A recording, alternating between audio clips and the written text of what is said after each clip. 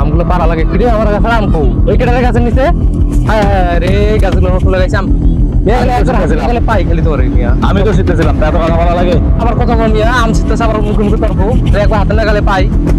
আরে আল্লাহ নতুন গাছ লাগাইলাম আম সব খাওয়াইলো সুরের তল রে না কিছু একটা করতে হইব না তো আম টিকাইতে পারবো না হায় হায় হায় রে সব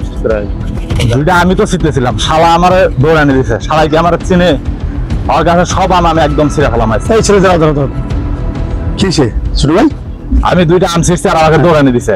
কে দৌড় দিছে মালিক জি স্যার ওকে আমি মানে ওর গাছ থেকে সব আমি ছিঁড়ে ফেলাম না এরকম বাবা আসলে তুমি যা কষ্ট করছো এটা তো অন্যায় করেছো কারণ হচ্ছে তুমি গাছের মালিকের কাছে বলে একটা আম পারলে সেটা কিছু হইতো না কিন্তু তুমি যারা বলছো যে সব আম খেয়ে ফেলবা এটা অন্যায় আসলে এই কাজ করা যাবে না সুতরাং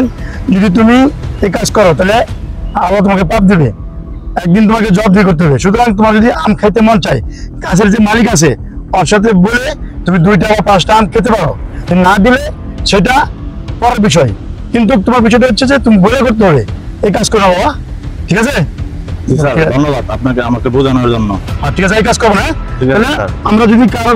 গাছের ফল খাই তাহলে আমরা মালিকের কাছে বলে তারপর খাবো ঠিক আছে ঠিক আছে